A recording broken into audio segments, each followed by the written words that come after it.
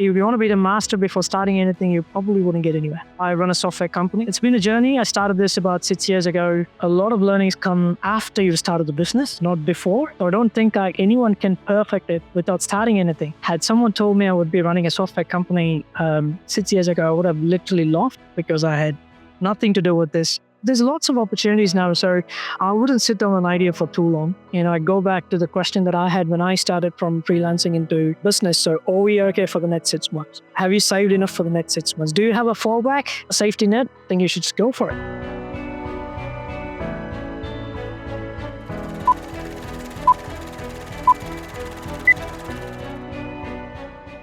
Welcome to the Ways to Wealth podcast. Today we have AB with us. Please, AB, give us the too long didn't read on what you're about and how you got to where you got to. Sure. Thank you for having me here. People call me as AB here. I run a software company. We go under 2 different brand names. We've got the JAMstack Agency and we've got Pulsebay. Mm-hmm. It's been a journey. I started this about 6 years ago. I had a marketing background. Had someone told me I would be running a software company 6 years ago, I would have literally laughed because I had nothing to do with this. My master's was in marketing. My job was in marketing and sales. But then one got to another and I'm finally here. It's been a journey. Nice. 6 years. That's a long... Yeah, it's been a while. I started as a freelancer. I was doing some marketing projects. I was so frustrated in my job. I always took it up 5 levels above to get the best results for my clients sometimes when I was working. But then obviously there was a lot of control missing when you work for somebody else. That always bothered me quite a bit. Then I started some freelancing work, minimal risk. Yeah. I think in the first 6 months I could make what I was earning in my job. Right. But then I quickly realized, oh no, this is another job for me. This is not freedom. This is right. I was working, let's say 8 hours in a day, but then when I started freelancing, I was probably working 10 or 12 hours a day. Do I get into the circle? Probably not. Then one led to another. Then slowly started, capitalizing on some of the inquiries that I used to get in marketing, something related to websites, integrations. Then how do we do it? That was my first hire. Yeah. That was the first risk I took. That was about 4.5 years ago. And I think it's been a journey. How big's the team? We've got about 20 developers based out of India, and I work with 3 other people based in New Zealand. Right. Okay. Yeah. And wow, that's pretty cool. How do you source your clients? Are they global? Yeah, they are global. You were mentioning when we spoke on the phone that there's a crossover in Europe. Yes. Yeah. So the JAMstack Agency focuses on big tickets and high performance businesses based in the UK and Europe. Right. We're targeting people that have outgrown their current technology or their current architecture. We give them a headless where they can have hundreds and thousands of people coming at once and it will never break. Right. Okay. So really focus on that scaling. Yeah. Taking a janky MVP or product that has a lot of technical debt and actually saying, hey, we'll rebuild it. Correct. So getting all the traditional platforms out and building something customized for them. So that's what the JAMstack Agency focuses on. Yeah. Quite a lot in Europe. How I find clients? Multiple ways. Mm-hmm. There's a lot of portals and forums that we are part of. Right. The technologies that we work always have some forums. We try and be active in it. Yeah. That's one way. And I think the first few days, I was pretty much reaching out to all of my contacts, all my school friends, people that I studied universities with, everyone that I know, my managers of managers, everybody. First thing I was doing is just taking my business card, giving out to everybody, just letting everybody know that I'm into a business. So that was the first thing that I did. And I think like everybody else, word of mouth was the first few projects. Yeah. Then a little bit of advertising here and there. I think we get a lot of conversions from the forums than anything else. Guerrilla marketing almost. Yeah. Almost. It's like just kind of, it's community marketing really. And kind of like building networks. And then a lot of people ask a lot of different questions in communities and you never know where it takes you. And I think it's 50-50 now. We work with a lot of different agencies. Like a... Back to back almost. Yeah. So they're branding agencies or marketing agencies and they want to do, give us the hard part. Yeah. And we love taking those challenging jobs. So I think the majority of the workforce comes from other agencies now. We're happy to do it. We need to do it in scale. We've got to do it in a good price. But I think it's quite rewarding at the end. And then you give them a cut, basically. Yeah. Nice. Yeah, that's cool. Yeah. Then they're doing the work for you. Yep. Well. Yep, they're doing their sales. Yes. And often you land in some good portfolio by doing it. Yeah, right. Some of the projects that you wish you worked for, there's an opportunity to do that. And when you're expanding in a global scale, all of this can make it a little bit easier. Yeah. Well, yeah, totally. Much bigger. Correct. Yeah. So in Europe, we have clients from Italy, we have clients from Germany. There's no way on earth that I could speak the language and just get a direct client. Right. So I work with agencies, and now we have a partner over there as well. So someone that could speak the language, someone that's native, that can understand. But software industry can work from anywhere. So for sure. Those are little challenges, but I think we, by partnering with the right people, we could get there quite easily. Yeah. So were you always because you said you were working a career and then you moved into freelancing, and there was like a natural progression and a risk-adjusted progression, right? Yeah. You kind of have progressively taken on more and more risk to grow the business, and you took the big step, which I think a lot of people get stuck at, is the freelance stage. And being the bottleneck. And getting yourself out of being the bottleneck. And that's something that I think every business owner and founder struggles with. I definitely find that I'm often the bottleneck for my team. But were you always entrepreneurial? Did you always think you would run your own business, or was there a catalyst that drove that? No, I think so. My dad was always into business. All my family members were always into business. I've seen them go through everyday life as a businessman. And I think there was a little bit of motivation behind me. But when I moved over to New Zealand about 12 years ago, just like any other immigrant, was hard in the initial days. I didn't land up in the right jobs. I know I had the skills, but soft skills was something very different from where I lived. Right. I never ended up in good jobs from interviews, so I ended up in sales roles. So I know I have the potential, but I end up in roles that are not relevant to me. But I still had the growth within my company, moved around a few roles, became team leader, did a few things to get to where I was. Like I said, I didn't have enough control over the full process of it, and I know I could do it better. And that was the first leap of freelancing. Like you said, 6 months down the line, there was a bottleneck moment. What do I do now? Do I continue doing it, add more clients, and just work a few more hours, or what do I want to do? That was the time. Then you take a call. I have a good understanding partner. She's a chartered accountant. Oh, that's helpful. Yeah. So the question we asked ourselves is, can we survive for the next 6 months without me earning a single penny? Right. So the first hire we did, I was almost giving 70% of what I was earning at that stage. So that was a huge call.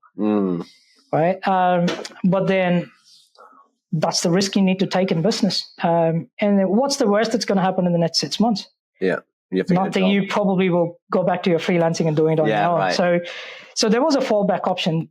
So it's a calculated risk, I think. And I think one led to another. And then we quickly, within the next 4 months, we realized it's not a one person's job. And that's when I get into the software industry and I understand, okay, there's so much to it. There's front end, there's back end, there's database, there's this and that. And I start to learn things myself as well. Yeah, right. And then one led to another slowly. From being a marketing company to do what we do now is completely different. Yeah, that's cool. So what would success look like then? If you were to go 5 years in the future, like what is your vision for the companies? Because there's 2 brands, but also for your family office, your wealth that you're actually trying to build. Obviously, there's often got to be a bigger end goal or target state, right, that you want to get to. Otherwise, you're just kind of on a treadmill. Yeah, no, that's right. It's funny, like I said, 6 years ago, had someone asked me what I wanted to do, I would have never chosen or never told anyone that what I would be in 6 years' time, right? I've never had a good answer to that, even back my interview days, to be honest. But I know I wanted to expand my company. I wanted to work with a few other people in my team. I wanted to get to a stage where I have a company where my seniors who have been with me for the past 5 years. I want to see them grow into a leadership role. Then I wanted to focus on bigger challenges and take bigger risks. That's how I see 5 years later. But coming back to having two separate brands, I think it's just all interrelated. I don't see them that way.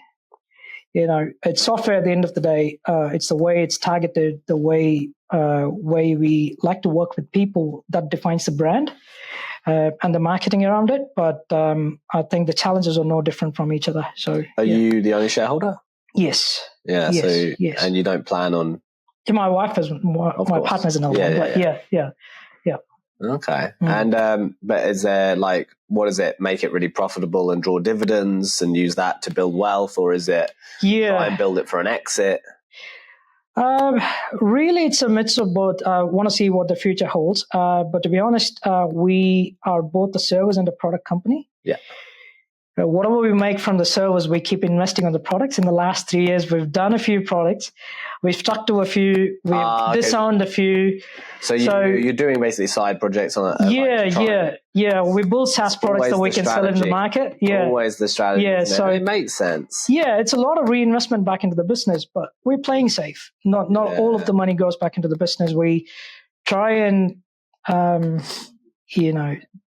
put it in different businesses sometimes and put it in different investments across property, mutual funds, business that I took over from my dad. We had a complete renovation of the bar and restaurant that he was owning. Right.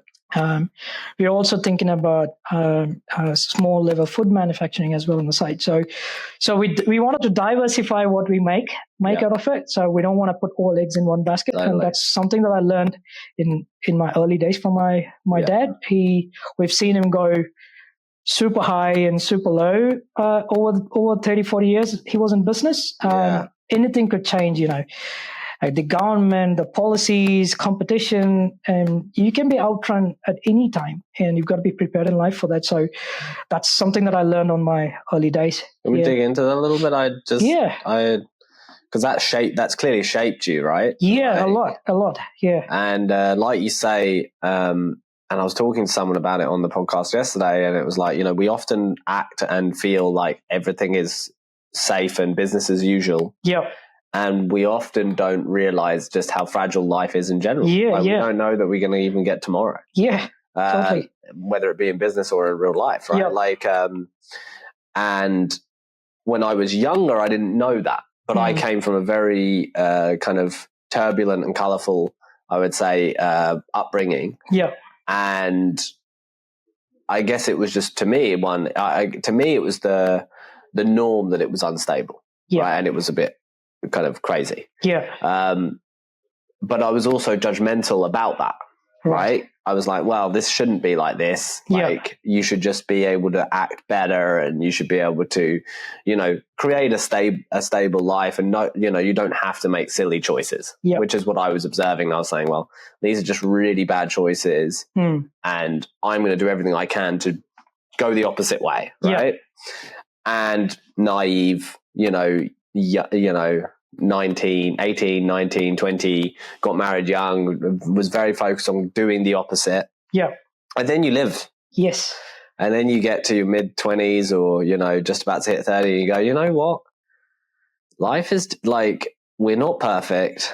Yep. Life is not that stable. And actually it can be very few bad decisions that unravel things. Yeah, for sure. And they can snowball. Yep. So I think that humility is helpful as you get older, just knowing that actually, yes, you can make bad decisions, but also sometimes you don't even make that bad decisions, and it doesn't take too many bad decisions to kind of take you off of kilter. Yeah. And then that's the hard bit, is then rebalancing yourself and actually trying to kind of maintain and go forward. Yeah. So I guess what was the takeaway from those highs and lows?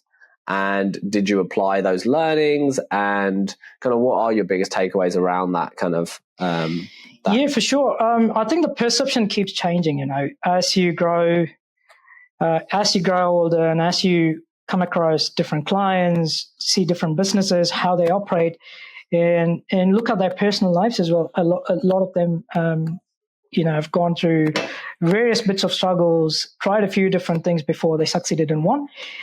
So basically take all the learnings. It's unconscious learnings because you see different people, hear different things, and then your perception changes in business. Your mindset changes, and I think it's a really good thing to happen.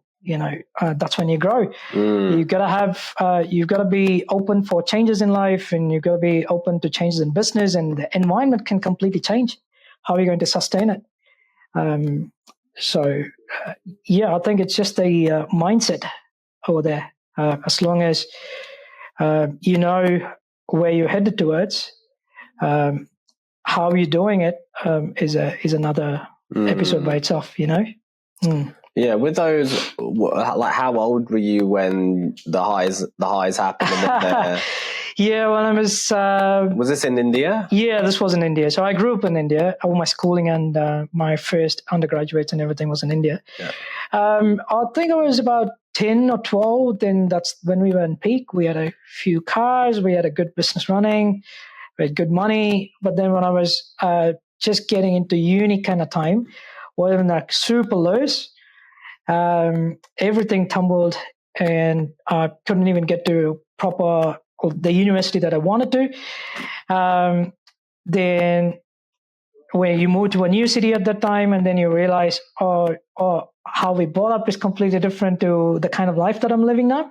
But it's just for a period of time. So that was a slump for about 5 years for my dad. And then he took the high road again. But again, the biggest mistake he did was just invest back into the same model business over and over again. So he had a chain of bar and restaurants, and the government policies changed at some point, and the licenses were put on hold, and we had to sell a few properties. So there was lots of ups and downs, and there was a huge learning, right? Had he invested that money into some properties or some of the business or some of the things that he could have done, equities or we wouldn't have been in that situation at all. And so that's a huge doubling learning. Down. Yeah. And that was, I guess, in the process of expanding out the branches, I imagine. Correct. Which is brick and mortar, takes time, open to delays. So much, yep. Open to license issues. Yep. You can open a bar, especially once you've got the alcohol side in it, right? Yeah. Because, you can open a restaurant and bar. We had one in our suburb recently open, and they opened as a kind of quite successful kind of coffee and restaurant kind of place, but their intent was clearly to do evenings and have a license for alcohol for the evenings. And they struggled with it for a while, and I don't think it was a struggle for their business in a big way, because they obviously, a lot of their revenue was actually, and I think will remain in that early in the day because it's a suburb, that's kind of, I think, where their bread and butter is. But, I think it totally makes sense to utilize the space, like increase that productivity by being able to service the different parts of the day. Correct. Rather than having a cafe and then building a restaurant to be open in the evening. It just doesn't make sense if you can have both. Yeah, and it's about thinking how we can branch out. It could be a similar industry, or it could be how you can utilize your learnings and skills into a different industry. But putting all the money back into the same business that you're making money on could be nice and now. You never know what's coming in the future. It's the same with all the industries. You kind of a founder as well. You know what's happening in the AI space. Yeah, for sure. That gets a lot of people nervous right now. A lot of nervousness around everywhere that I see, even with my employees. Quick incident that I wanted to recall. 3 or 4 years ago, when the headless systems were in its peak, everyone wanted to work in React platforms. Yeah. At that point in time, we were trying to hire here, trying to hire in India. Well, it was very hard because it was such a wanted role. Right. To get someone in the senior level was super hard. Paying through the nose. Yeah. 3 years down the line, last year when we were testing Copilot, so we had one of our seniors come from the similar background. He's got 5 years of experience in React. Great. So he was mastering the craft. Then we tried all of these AI products that was coming back then. So that was for the first Copilot launched. And he literally went to tears one day. He said, I took 5 years to master this. And I'm getting to a stage where I saw myself growing to become a subject matter expert in this region. And all of a sudden, this could do like 60% of what I'm doing in coding. And I can see where this is going. He was in a shock for a couple of days, but obviously things changed and he gets some motivation from somewhere. But that's how the industry is. Have you seen VO? Yeah. Vercel? Yeah. Yeah, look, we play around with a lot of tools these days. It's crazy what it can do. I think as leaders, you have to try and help your team totally give them a direction, to terms with the fact that, hey, this is an opportunity. Yep. Totally. You don't just get to be a subject matter expert in React, but you can be a subject matter expert in running agents to build on that. Yeah. Right? Not totally, totally. Computation to get outcomes. Yeah. And that's going to be a whole line of jobs. Yep. You're going to have, rather than Scrum Masters necessarily, or these kind of development managers, you almost might have someone that's job is just to basically run these agents and then iterate on these agents' works. Like, there's going to be all the new roles that are completely changing every single day. It's a lot of challenges. But I think where this conversation started was how well we adopt to change, right? It goes across all of the different businesses. Other than some of the traditional businesses, this change is just in any space today, I guess. Yeah, for sure. And I would say that humans have this we have this natural inclination to be like, this time is different and this time is like the first of its kind. Yeah.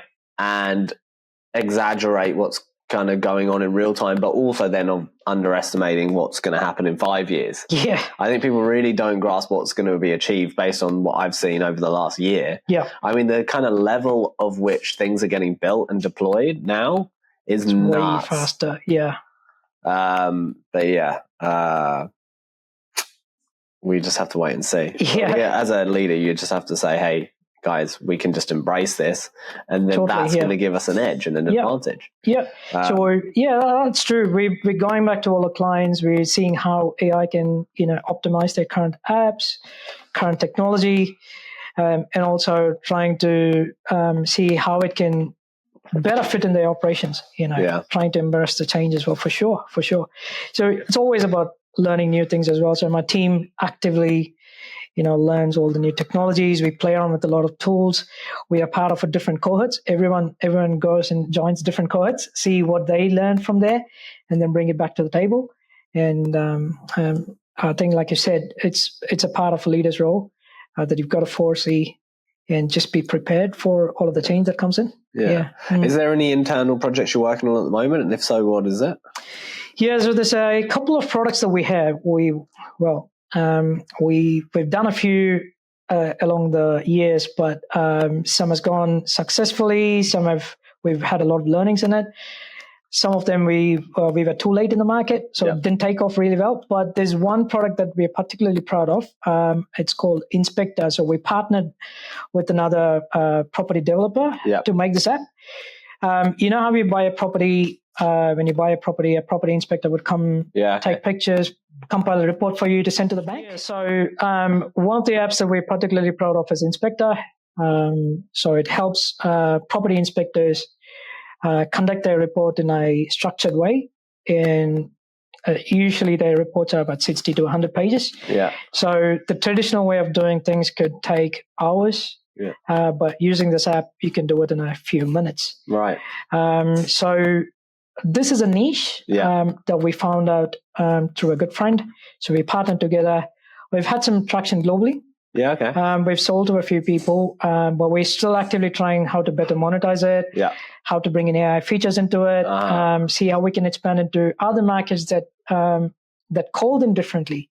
For example, in this market, I've seen Canada, US, and New Zealand calls it property inspectors. Over there in the UK, it's called property surveyors. Yeah, but surveyors have a different meaning here. Yeah, true. Land surveyors. Yeah, so we've got to speak different languages in different countries. We are working towards it. So messaging is so important. So important. By the end of the day, what they're doing is exactly the same. But the messaging, like you said, is completely different. So this is learnings. We never knew all of these nitty gritties until we actually started doing it. So these are some learnings we've had from this particular project. The other one we are trying really hard on is a AI dashboard. Yeah. So it's very similar to your Power BI or Tableau. Yeah. But what we can do is connect directly into your database, and you can basically build your own dashboard by just querying on it. Right. Yeah. You can literally ask the AI to compare your financial reports, look at the sales forecast, and you build your own dashboard. Right. So it's in an MVP stage at the moment. We are working with a couple of good clients that we currently have. We eyeing on MVP testers. Yeah. So we're testing it actively. We're busy making project decks to see if we can get some investors on board. Because it can take off in a really good way. Yeah. Well, we can't do it all by ourselves. We need some solid support to get into the market. So we're trying actively pitching these products to a couple of people in the US. Totally. And seeing if anyone wants to partner us to take it to another level. Nice. Yeah. Oh, awesome. And then just in terms of like, put yourself back in your shoes when you started the freelancing and you were now starting to be like, I don't want to be the bottleneck. I want to build a business. Yeah. I don't want to be, because you're just an employee without the safety really as a freelancer, right? Yeah. So if you were to do it again and you were to take that risk again, would you do it exactly the same way? Or was there any things that you learned from doing it that you would go, I'd have done that a little bit differently or this a bit differently? There's always learnings that you can take, but I think it comes only from experience. Yeah. 5 years ago, I had a different experience. Right. The technologies that we used were completely different. And how I got into business and what my mindset was back then is completely different. A lot of learnings come after you've started the business, not before. Yeah. So I don't think anyone can perfect it without starting anything. Yeah. If you want to be the master before starting anything, you probably wouldn't get anywhere. Yeah. So would your advice be just go? Just go, do it. Just don't sit on an idea for too long. I would say. And to be honest, looking back at the years, there's never been a good time to start a business on your own. Yeah. Right? Like we talked about brick and mortar. If you want to open a bar and restaurant across the corner, you've got to have a lot of money in hand, but it's not the same these days. You can have a good idea and bring in your knowledge from wherever you worked. And starting a business and scaling it is just huge opportunities. I'm not saying it's easy, but at least there's opportunities. And the level of someone having a lot of money compared to someone having no money and starting a business, I think it's not too much of a difference. The playing field is the playing field is almost equal. I wouldn't say it's the same when it comes to marketing, but you still need some backup. But I think there's a field, there's a level. The cost of starting. And the cost and the time to delivery is basically getting shorter. Correct. And that we are seeing acutely in the AI space because lots of people are deploying stuff real fast. Yeah. And they're breaking things. Yeah, we've seen that, right? As soon as ChatGPT released, there's at least 100 programs based on that that released using their APIs, that all within 30 days. And that's how fast the market is. And there were people doing it months and months and months before they opened the release because they had a bunch of people in early betas that were basically using the API early. Correct. Yeah. So there's lots of opportunities now. So I wouldn't sit on an idea for too long. And I go back to the question that I had when I started from freelancing into a business. So are we okay for the next 6 months? Yeah. Have you saved enough for the next 6 months? Do you have a fallback? Do you have a safety net? Then I think you should just go for it. What's the worst thing that's going to happen? You go back to the same job.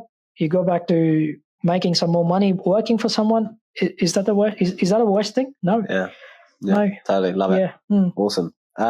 Great. Well, I would love to have you back on when you've progressed the AI dashboard some more and chat about that. I'm really interested to see how that goes. And it's been a pleasure chatting to you. I've really enjoyed it. Thank you. Nice chatting with you as well. Yeah, thanks, AB. Cheers.